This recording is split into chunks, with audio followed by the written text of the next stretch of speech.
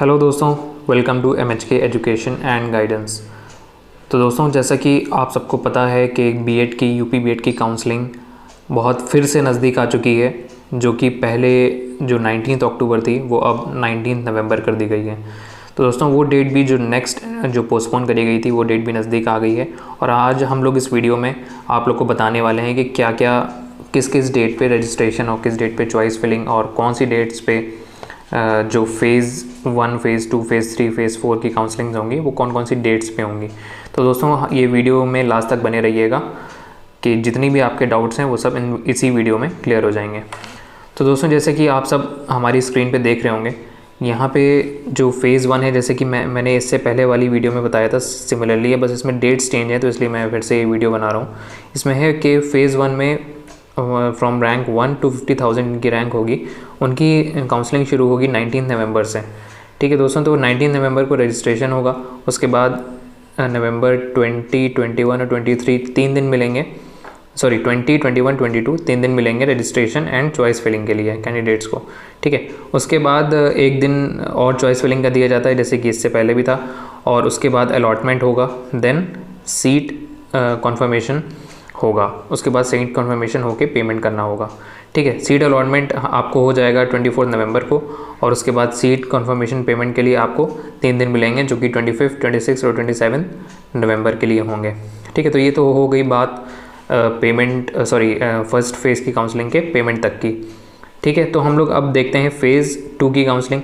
Phase 2 की counselling में सबसे पहले तो जो जिनकी रैंक होगी 50,000 के बाद से, मतलब 50,000 एक से लेके 1,40,000 तक की, वहाँ तक के लोग उसमें आ सकेंगे जिनकी रैंक होगी, और प्लस जो फ़ेज़ 1 के लेफ़्ट ओवर्स थे वो आ सकेंगे। ठीक है, जैसे आप लोग यहाँ पे देख रहे हैं, लेफ़्ट ओवर्स भी आ सकेंगे जिनकी काउंसलिंग छूट गई है और जिनकी रैंकिंग फ़ेज़ 1 में लाई कर रही थी। ठीक है, तो उनकी रजिस्ट्रेशन उनका शुरू होगा नवंबर 24 से, और उसके बाद 3 दिन जो मिलते हैं रजिस्ट्रेशन और चॉइस फिलिंग के लिए, वो वहाँ पे 25, 26 और 27 3 दिन ये मिलेंगे। उसके बाद चॉइस फिलिंग, चॉइस कंफर्म करने के लिए एक दिन और मिलता है, 28 नवंबर को मिलेगा वो। और उसके बाद कॉलेज जो आपको अलॉट होगा वो होगा 29 नवंबर को। ठीक है दोस्तों, ये 29 नवंबर को कॉलेज आपको अलॉट हो जाएगा फ़ेज़ 2 के जो काउंसलिंग में जाएंगे उनको। ठीक है, उसके बाद आपको 3 दिन मिलेंगे फिर से सीट कन्फर्मेशन की करने के बाद पेमेंट करने के लिए, सीट कन्फर्मेशन की पेमेंट। ठीक है, अभी हम लोग इस लास्ट वीडियो के आगे लास्ट तक बात करेंगे कि फ़ीस कितनी होगी और किस किस तरह से आप लोग को जमा करनी होगी। तो वीडियो में बने रहिएगा हमारे साथ लास्ट तक। ठीक है दोस्तों, तो ये तो बात हो गई फ़ेज़ 2 की। फ़ेज़ 3 में क्या होता है, सिमिलरली वही चीज़ फ़ेज़ 3 में भी है। फ़ेज़ 3 में क्या है, फ़ेज़ 3 में रजिस्ट्रेशन स्टार्ट होंगे नवंबर 29 से। ठीक है, जैसे कि आप लोग देख रहे हैं। उसके बाद 3 दिन मिलते हैं रजिस्ट्रेशन एंड चॉइस फिलिंग के लिए फिर से। तो 3 दिन ये हो गए हमारे नवंबर 30 और दिसंबर 1 और दिसंबर 2। ठीक है, उसके बाद चॉइस फिलिंग, चॉइस कंफर्मेशन आप लोग को जो होगा वो दिसंबर 3 को मिलेगा, और अलॉटमेंट आपको कॉलेज का फ़ेज़ 3 में हो जाएगा दिसंबर 4 तक। ठीक है, दिसंबर 4 तक।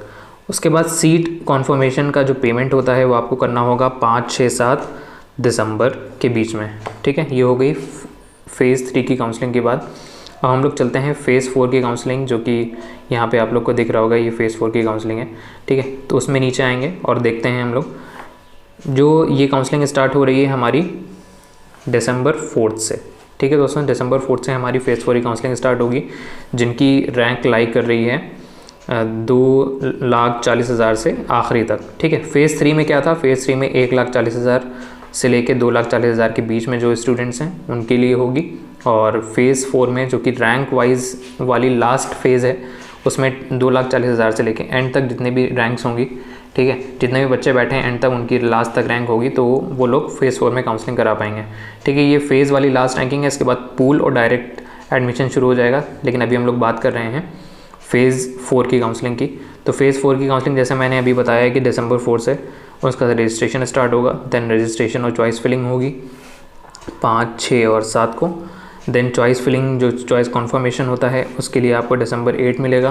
देन अलॉटमेंट जो आपको कॉलेज का होगा वो दिसंबर 9 को होगा। उसके बाद सीट कॉन्फर्मेशन का जो पेमेंट करना होगा वो आपको 10, 11 और 12 के बीच कर देना होगा। ठीक है दोस्तों, तो ये तो बात हो गई फ़ेज़ 4 की काउंसलिंग की। अब हम लोग चलते हैं कि पूल काउंसलिंग में क्या होगा। पूल काउंसलिंग में दोस्तों वो लोग एलिजिबल होंगे जिन्होंने फ़ेज़ 1 से फ़ेज़ 4 तक जो काउंसलिंग में नहीं गए हैं, या फिर जो लोग गए हैं और उनको सीट अलॉट नहीं हो पाई है। ठीक है, ये 2 तरह के जो लोग होंगे वो वहाँ पे एलिजिबल हो पाएंगे। ठीक है, तो पूल काउंसलिंग की बात कर लेते हैं हम लोग। पूल काउंसलिंग में सबसे पहले तो रजिस्ट्रेशन स्टार्ट होगा हमारा दिसंबर 16 से। ठीक है, दिसंबर 16 से हमारा रजिस्ट्रेशन स्टार्ट हुआ। उसके बाद चॉइस फिलिंग हुई। ठीक है, चॉइस फिलिंग कहाँ तक हुई हमारी, दिसंबर 18 तक। ठीक है, उसके बाद चॉइस फिलिंग का, चॉइस कॉन्फर्मेशन का आपका जो लास्ट जो आप चॉइस फिल करेंगे उसका कॉन्फर्मेशन आपको दिसंबर 19 को देना होगा। देन आपका अलॉटमेंट हो जाएगा दिसंबर 20 को। ठीक है, उसके बाद आप लोग अलॉटमेंट लेटर जो कि डाउनलोड कर सकेंगे और उसी टाइम पे आपको फ़ीस भी पे करना होगी। ठीक है, यहाँ पे फ़ीस मेंशन नहीं है लेकिन फ़ीस पे करना होगी, वो अंडरस्टूड है वहाँ पे। ठीक है, उसके बाद चलते हैं हम डायरेक्ट एडमिशन की तरफ। डायरेक्ट एडमिशन में क्या होगा कि डायरेक्ट जो सीट्स बच जाती हैं कॉलेजेस की, वो डायरेक्ट एडमिशन के लिए स्टूडेंट्स को बुलाते हैं कि आप आके हमारे यहाँ कॉलेज में एडमिशन डायरेक्टली ले सकते हैं। ठीक है, तो इसमें क्या हो रहा है, इसमें प्रोसीजर चलेगा 24 दिसंबर से लेकर 27 दिसंबर तक।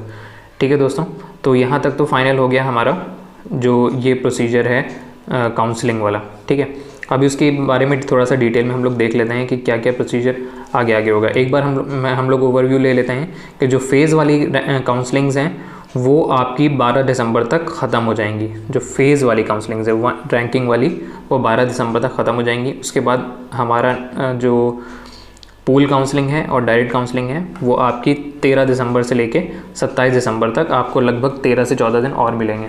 ठीक है दोस्तों, तो हम लोग आगे बढ़ते हैं। यहाँ पे दोस्तों हम लोग ने ये अटैच करा है आलोक कुमार राय, ये वाइस चांसलर हैं लखनऊ यूनिवर्सिटी के। इन्हीं ने थोड़ा सा अपना कुछ जो बीएड काउंसलिंग के बारे में बताना चाह रहे थे, उन्हीं ने अपनी वेबसाइट पे डाला था। तो इसमें क्या लिखा है यहाँ पे, नहीं एक सेकंड, जैसे कि ये प्रवेश प्रक्रिया का अगला चरण काउंसलिंग प्रक्रिया है। ठीक है, जो दिनांक 19 नवंबर से प्रस्तावित है। ठीक है, तो मेन चीज़ तो जो मोटी बात है वो यही है कि ये बताना चाह रहे हैं कि जो 19 नवंबर से हमारा जो सेशन था वो स्टार्ट होगा काउंसलिंग का। ठीक है, तो अब आगे बढ़ते हैं। ठीक है, ये पीडीएफ मैंने अपने टेलीग्राम चैनल पे भी अपलोड करी है, अगर आपको डिटेल में पढ़ना हो तो आप वहाँ से जाके डाउनलोड करके पढ़ सकते हैं। ठीक है, तो हम लोग आगे बढ़ते हैं।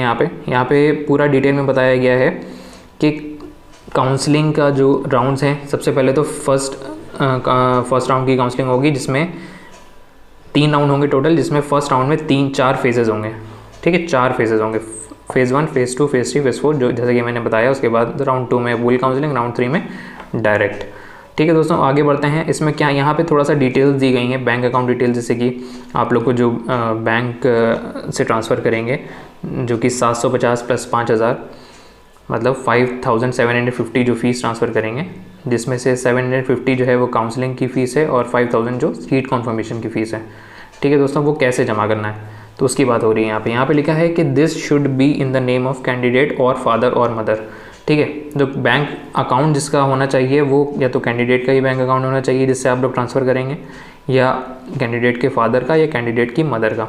ठीक है, उसके अलावा और क्या चीज़ चाहिए, account number, IFSC code, bank name, branch, ये सब चीज़ें करेक्टली आप लोग को प्रोवाइड करना होंगी। ठीक है, देन आगे हम लोग बढ़ते हैं। इसमें लिखा है candidate has to upload the cancelled cheque leaf photocopy of the front page of passbook where above mention account details are available. ठीक है, ये सब चीज़ें तो हो गई, वो जो फॉर्मेलिटी है वो आप लोग को वहाँ पे जाके पता चल जाएगी। ठीक है, तो हम लोग आगे बढ़ते हैं फर्स्ट राउंड की काउंसलिंग के बारे में। और क्या बोला जा रहा है यहाँ पे, the counselling would be divided into phases on the basis of state rank, जो कि हम लोग ने अभी देख लिया। Only candidates following within announced state rank range would be able to participate. जो जिन्होंने एग्ज़ाम दिया है उन्हीं की रैंक आई होगी, तो वही लोग ही पार्टिसिपेट कर सकते हैं। ठीक है, उसके बाद candidates have to log in using their log in detail in case they have forgotten the password they can regenerate it through link provided. ठीक है, जैसे ही आपका 19 नवंबर आएगा वैसे ही एक लिंक जनरेट हो जाएगी वहाँ पे रजिस्ट्रेशन की, लखनऊ यूनिवर्सिटी की वेबसाइट पे। ठीक है, तो वहाँ से जाके आप लोग लॉगिन कर सकते हैं और अगर लॉगिन पासवर्ड आप लोग भूल गए हैं तो आप लोग रीजनरेट भी कर सकते हैं, यहाँ पे ये बताया गया है। ठीक है, देन अगेन आगे चलते हैं। जैसे कि हम लोग ने यहाँ पे जैसे कि आप लोग देख रहे हैं कि 5,750 रुपीज़ हम लोग को जमा करने होंगे। ठीक है, इसके बारे में हम लोग बहुत डिटेल में डिस्कस कर चुके हैं पूरा। ठीक है, तो आगे फिर से डिस्कस अगर करने का बनता नहीं है, लेकिन आप लोग को देखना है तो आप लोग PDF में डाउनलोड करके टेलीग्राम चैनल से देख सकते हैं। ठीक है, आगे बढ़ते हैं चॉइस फिलिंग में। यहाँ पे चॉइस फिलिंग में दो चीज़ें हैं, option for only for Sanskrit या option for to correct their gender. Choice filling क्या क्या मतलब है? ऑप्शन फॉर ओनली संस्कृत क्या मतलब है कि संस्कृत से चॉइस फिलिंग वही लोग कर सकते हैं जिनके पास संस्कृत का 3 साल का ग्रेजुएशन होगा। ठीक है, और जेंडर करेक्ट करने की बात यह है कि जिन्होंने एप्लीकेशन फॉर्म में कुछ ना कुछ गलती कर दी गई है या फिर जेंडर वगैरह की, वो वहाँ पर करेक्ट कर सकते हैं। ठीक है, by default this is set on the option they have filled on the application form. ठीक है, तो ये हो गया। अब हम लोग बढ़ते हैं आगे। ठीक है, कॉलेज अलॉटमेंट के बारे में यहाँ पे 2 लाइनें लिखी हुई हैं। College allotment will be done strictly on the basis of state rank of the candidates as well as the colleges they have selected. ठीक है, यहाँ पे मैं पढ़ रहा हूँ, तो कॉलेज अलॉटमेंट जो होगा वो स्टेट रैंक के बेसिस पे ही होगा। जिनकी जितनी अच्छी रैंक होगी उस हिसाब से उनका उतना अच्छा कॉलेज मिलेगा। ठीक है, अच्छे कॉलेज का मतलब है कि गवर्नमेंट कॉलेज, वहाँ पे फीस कम होगी, टीचर्स अच्छे होंगे, ये फ़ायदा आप लोग को मिल जाएगा अगर आपकी रैंक अच्छी होगी। ठीक है, तो ये तो बात होगी कॉलेज अलॉटमेंट की। अब हम लोग चलते हैं आगे,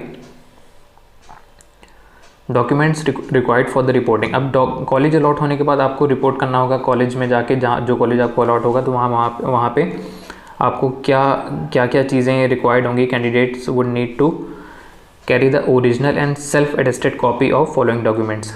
कुछ डॉक्यूमेंट्स हैं यहाँ पे जिनका यहाँ आप लोग को साथ में ले जाना होगा ओरिजिनल और उसकी कॉपी, फोटोकॉपी जो कि सेल्फ एटेस्टेड होगी, जिसमें आपकी सिग्नेचर होगी खुद की। ठीक है, कोई गेजेटेड ऑफिसर वगैरह से सिग्नेचर कराने की ज़रूरत नहीं है। ठीक है, तो यहाँ पे पहला पॉइंट है print out of the provisional allotment cum confirmation letter, जो कि आपको अलॉटमेंट में मिलेगा लेटर, वो आपको ले जाना होगा, ओरिजिनल और फोटोकॉपी। उसके बाद कॉपी ऑफ एप्लीकेशन फॉर्म, जो आपको जिस टाइम पे एग्ज़ाम देते टाइम आपने भरा होगा वो। फिर दूसरा हो गया proof of date of birth, जो कि 10th क्लास का सर्टिफिकेट ही होता है ज़्यादातर केसेस में, और ऑल मार्क्स शीट्स। ठीक है, and certificates up to qualifying examination. ठीक है, ये क्या हो गया। उसके बाद कैटेगरी, सब कैटेगरी एंड जो कैटेगरी वाले सर्टिफिकेट्स होते हैं, देन ओरिजिनल फ़ोटो ID जैसे कि आधार कार्ड वगैरह। उसके बाद 2 पासपोर्ट साइज़ फ़ोटोज़ और कॉपीज़ ऑफ फ़ी रिसीट्स। ठीक है, तो ये हो गई बातें यहाँ पे। अब हम लोग चलते हैं थोड़ा सा आगे। पूल काउंसलिंग में क्या होगा? अभी तक हम लोग राउंड 1 में देख रहे थे, जिसमें फ़ेज़ 1 से लेके फ़ेज़ 4 तक चलेगा। अब पूल काउंसलिंग में क्या होगा? After the first round is completed, vacant seats in colleges are filled by pool counselling. ठीक है, for pool counselling only those candidates are eligible who have not participated in the first round of counseling। First round मतलब चारों phase में किसी भी participate नहीं किया है वो एलिजिबल होंगे, या फिर और who are not allotted any college in round 1। ठीक है, या फिर जिनको कॉलेज की सीट नहीं मिल पाई होगी। ठीक है, ये लोग एलिजिबल होंगे वहाँ पे। ठीक है, तो हम लोग आगे बढ़ते हैं और कुछ इंपॉर्टेंट चीज़ें देखते हैं। यहाँ पे फ़ीस के बारे में दिया गया है दोस्तों। तो ये स्टेप 2 हो गया, counselling fees and full college payment. अभी तक हम लोग बात कर रहे थे कि वो जो 5000 प्लस 750 रुपये जमा करना होगा, तो 750 नॉन रिफंडेबल हैं दोस्तों, वो आपको पता ही होगा, हम लोग आगे आप इससे पहले की वीडियोज़ में आपको बता चुके हैं। So they have to deposit rupees 51,250, 51,250 as college fee. College की कितनी फ़ीस होगी? 51,250। ठीक है दोस्तों, ये कॉलेज की फ़ीस होगी, ये आपको जमा करना होगा। If the candidate to home college is allotted does not report to college, then college fee of 51,250 will not be refunded. ठीक है, अगर कोई एडमिशन लेने के बाद वापस से उस कॉलेज में नहीं जाता है तो कॉलेज की रिस्पॉन्सिबिलिटी नहीं होगी, कॉलेज फ़ीस रिफ़ंड नहीं करेगा दोस्तों। ठीक है, तो ये हो गई मेजर बातें। अब चॉइस फिलिंग का जितना ज़्यादा आप लोग चॉइस फिलिंग करेंगे दोस्तों, यहाँ पे लिखा हुआ है, उतना ज़्यादा अच्छा होगा। ठीक है, जितना ज़्यादा आप लोग चॉइस फिलिंग करेंगे, और चॉइस आप लोग बाद में चेंज भी कर सकते हैं। ठीक है, चॉइस चेंज मतलब चॉइस ऊपर नीचे कर सकते हैं, अरेंज कर सकते हैं। ठीक है, उसके बाद कॉलेज अलॉटमेंट के बारे में कुछ चीज़ें लिखी हैं। College allotment will B strictly done on the basis of state rank of the candidate as well as college they have selected in order to the preference during counseling। ठीक है, ये बात हो गई, हमने अभी पहले भी देखा था ये। सॉरी, ठीक है। यहाँ पे आता है डायरेक्ट एडमिशन। डायरेक्ट एडमिशन में क्या होगा, this round of counselling is done at the college level. जैसे कि मैंने बताया था, कॉलेजेस में अगर सीट्स खाली बचती हैं तो कॉलेज ऑफ़र करते हैं कुछ स्टूडेंट्स को जिनको सीट्स नहीं मिल पाई हैं, ठीक है। तो through the BEd counselling portal only, लेकिन वो बीएड पोर्टल्स के थ्रू ही होगा, ठीक है। Direct admissions would be carried out if the seats remain vacant in the college after the first and pool counselling, मतलब जो 2 राउंड है पहले के उसके बाद, ठीक है। Only those candidates can take part in round of counselling in this round of counselling who possess a valid state rank. अब डायरेक्ट एडमिशन कौन ले सकता है, जिसके पास स्टेट रैंक होगी। वो स्टेट रैंक किसके पास होगी, जिसने एग्ज़ाम दिया होगा, ठीक है दोस्तों। तो ये तो हो गई हमारी बहुत इंपॉर्टेंट बातें। ये पूरा PDF मैंने अपने टेलीग्राम चैनल पे अपलोड कर दिया है। जैसे ही आप लोग को ये वीडियो देख चुकेगा, मैं उम्मीद करता हूँ कि आप लोग टेलीग्राम चैनल से जाके डाउनलोड करके पूरी चीज़ डिटेल में पढ़ लेंगे। जितनी इंपॉर्टेंट बातें थी हम लोग ने मैंने यहाँ पे बताई दी आप लोग को। मैं उम्मीद करता हूँ कि आपको ये वीडियो पसंद आया होगा, और ऐसे ही इंफॉर्मेटिव वीडियो के साथ हम लोग मिलते हैं आगे। तब तक के लिए गुड बाय।